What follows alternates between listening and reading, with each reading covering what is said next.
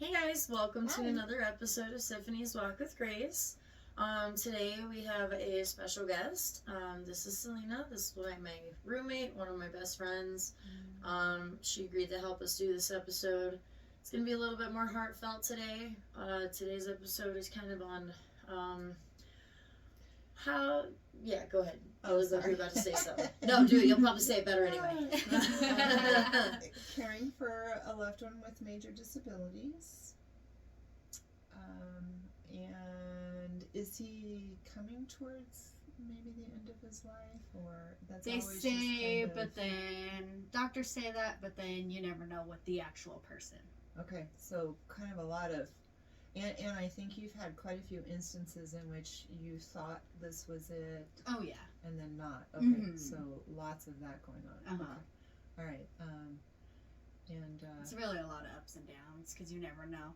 It all depends on the person more than sometimes what the doctors say. sure. Oh, sure. The doctors tell you one thing. but May it's I always- share the thing with Grandpa? Sure. Because I do feel like that's relative to what. So, my grandfather had cancer and he went into remission a couple of times, and this man proved, I think, to all of us 100% that willpower is everything. He did not go until Grandma told him it's okay and you can go and I'll be okay, and he went in his sleep that night. But he held on until after that, and then Grandma, she didn't. She was like, I don't want to go out this way. I'm done, and she was gone a week later, if that. And so I truly believe willpower is everything. So when she says it depends on the person, I do believe that is 100% relevant. And I mean, then how many people do we know, or how many times that someone maybe should have died Oh yeah. and didn't, and the timing of things is often out of our control as well. Absolutely. Okay.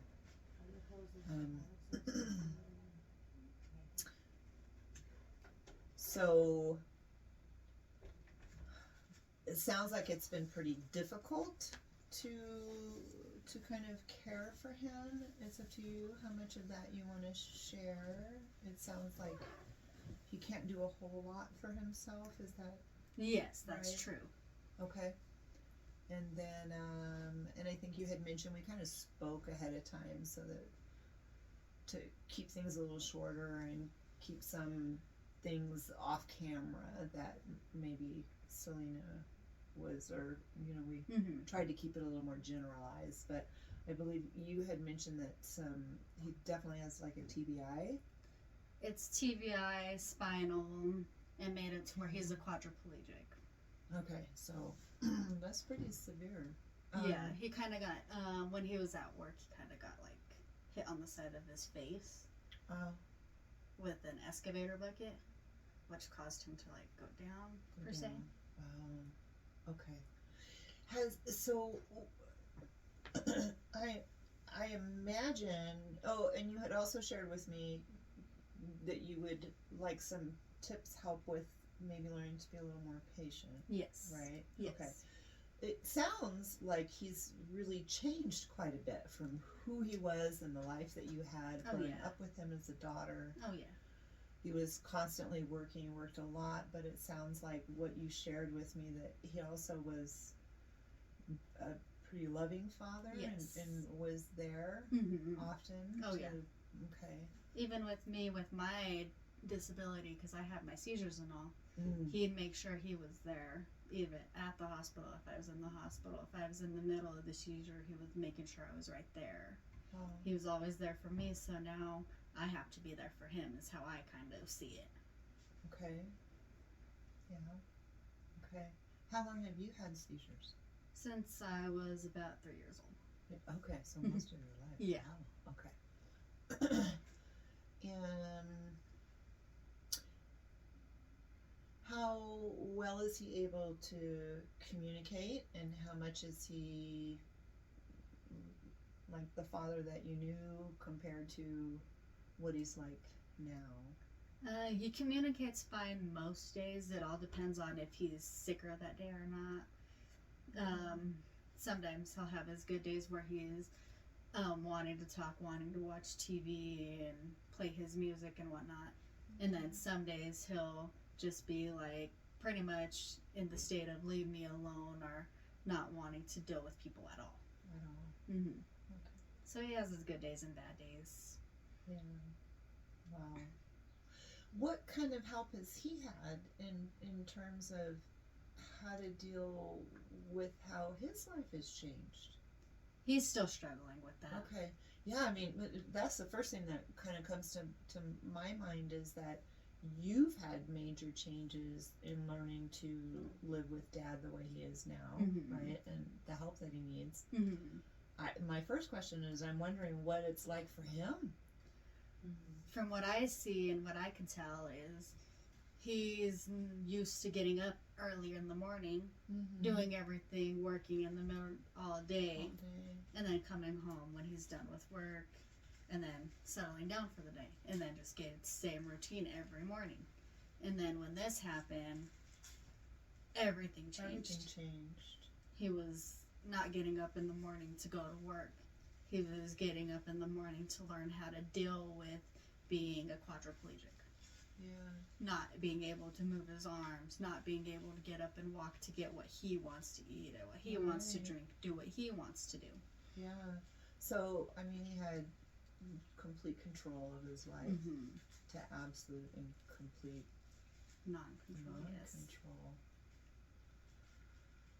Well, just that piece alone to me is really heavy. Oh, I yeah. can't imagine And then still, being independent and now completely dependent. yeah.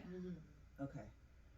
All right. So he has his own frustrations. And I mean, as a masculine figure too, I would assume that there's Oh, extra yeah. there too, Oh, because you know the common view of men are supposed to get up and go to work, and men are supposed to provide, and I would assume that would also come with its own struggle as well, Yeah. like internal struggle. Yeah. Wow. And he tries to kind of, here and there, he kind of tries to joke about it. Well, I'm still providing because I'm able to help you guys get paid to help me. Which I think that's very important that he has that mindset though, because that's gonna help him not be as depressed. I mean, at least he still is able to have a way to provide. Yes. Yeah. And I think that's a big deal for a lot of people. Oh, yeah. Because when it all changed up, he was just like, I'm not providing for my family anymore. And then after a while, when they were able to figure out how we were going to be able to help him to still help him provide in a way, it kind of made him feel a lot better. That's good. He still struggles with wanting to wake up and want to go do something on his own. He still talks about wanting to drive the cars and stuff and with him being a quadriplegic, it hurts him.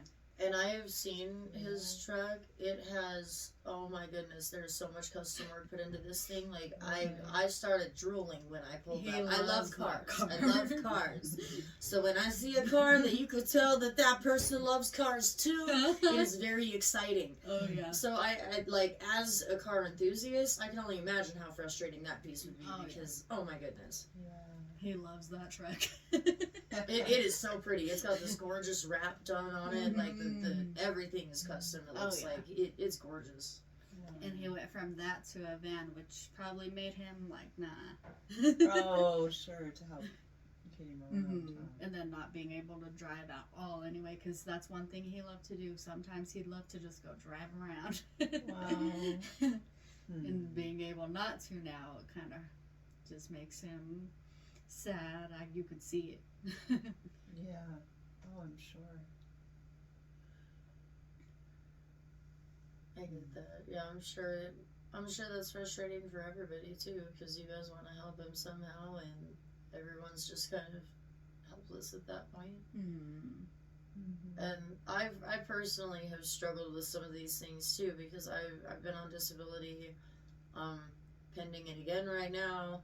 And I definitely have that same argument, like, man, I feel like I'm not doing squat for my family, and I just want to do this, and I can't go do it, and I know it's nowhere near the same thing, but I do understand the frustration that comes with it. Like I don't have the cash to just go take a mountain trip, and I would just love to go drive up the mountain right now. It's right there at our back door, and I don't have the money to do it. So I understand that, like, man, I used to be able to do these things and have this freedom, and it feels like it's gone, and it's on a completely different level. So obviously those feelings would be intensified for him, and that's something that comes to mind for me is like, I understand, but I don't understand, like, because I know it's got to feel worse.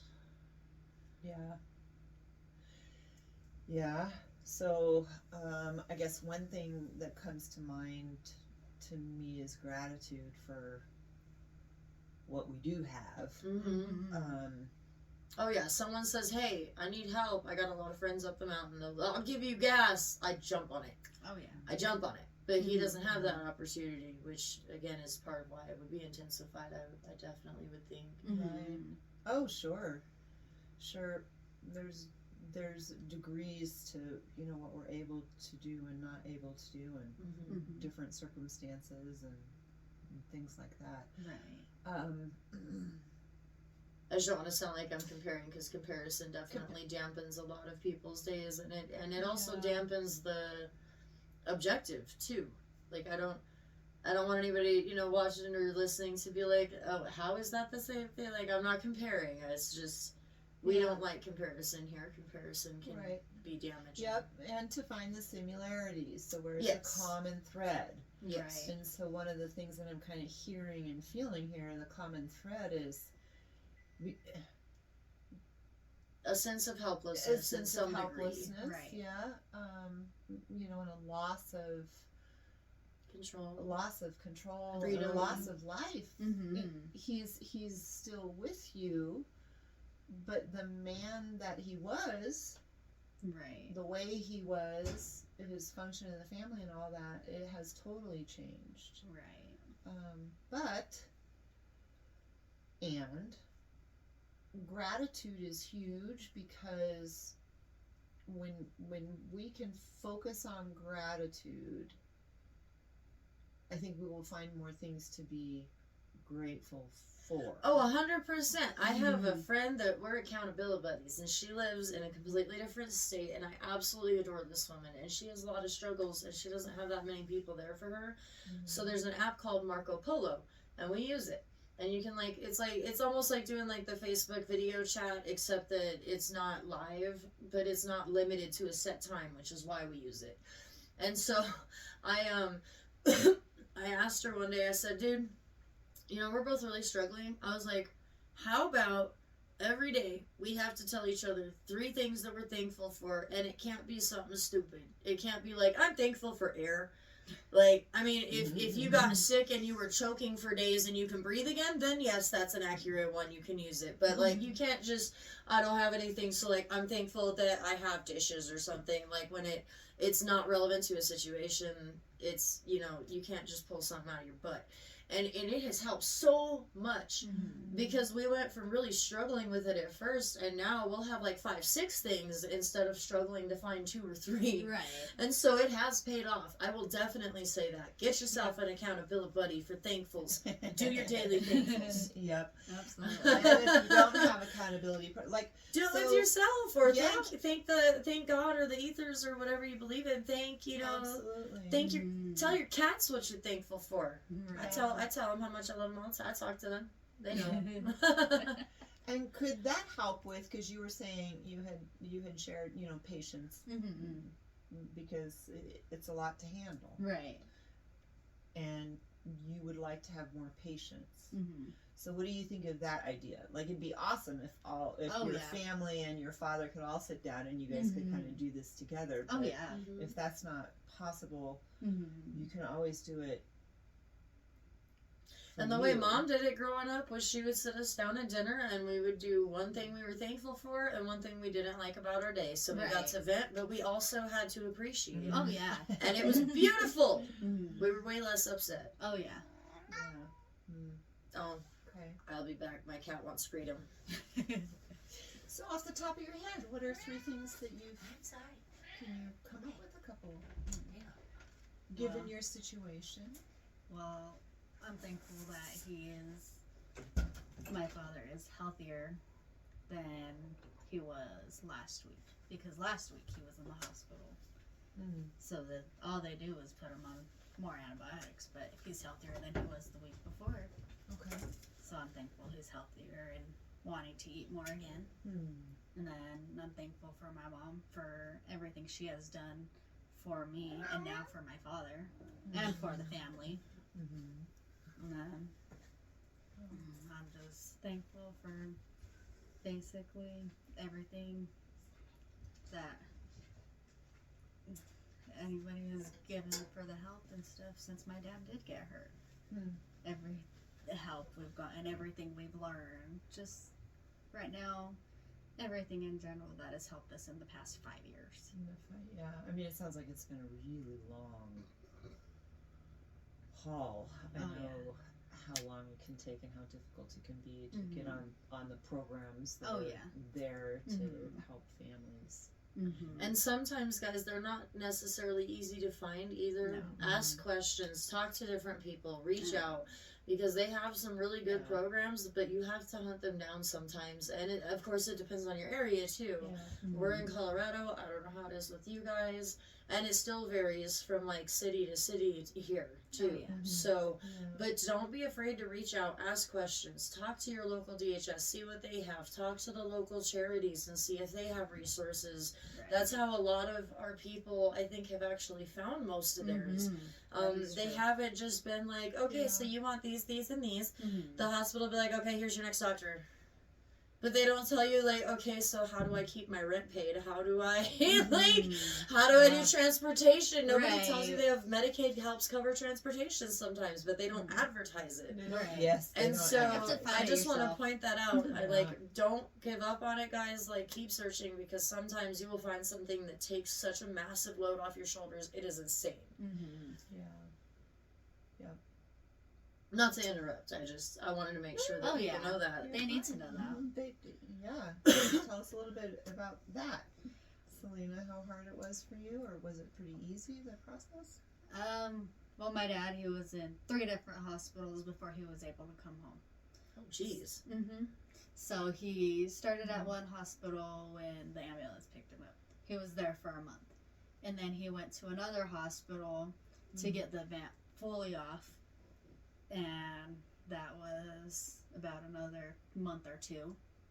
And then in Denver, Colorado, they actually have an amazing rehabilitation hospital for people with spine injuries or people with TBIs, and they're amazing. And they're the ones who taught technically me and my mom, because I was with my mom pretty much through that whole situation of doing like how to stretch him, how to do this or that. Learning how to take care of him. Learning how to take care of him, for when he does get home. And what was hard was trying to find a vehicle that was that he'd be able to fit in. That was kind of hard, because my mom did try to get one vehicle, and with the chair he has, it wouldn't fit in there. So they had to wait again.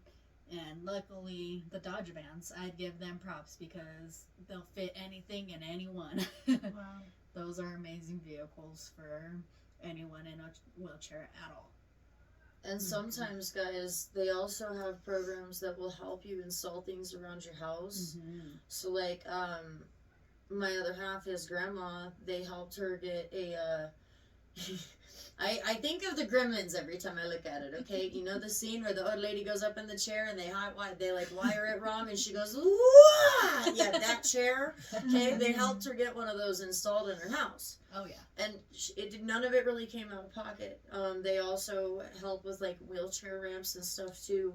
But, again, you got to find the right program. So be aware of that, too. It's not just, like, home health care necessarily, or, like, rent assistance. Sometimes they'll help make your house to where it is easier for them to be able to get around without the assistance. You know, they have wheelchairs you can blow into now and it'll move. So if, you know, you take those obstacles out of the way, there are programs to help with that too. Yeah. I don't know about vehicles, but I know about house. So. The housing, yes, they have, and then the vehicles, you just have to basically make sure before you buy it make sure that wheelchair fits. Gotcha. So that one you just kind of get what you get and live with it. Pretty much. Okay. Okay. Well, thank you for sharing that, because I've actually been curious about that. And then all you have to do is make sure you're on time with your calling for the supplies as well, because sometimes that can be a hassle.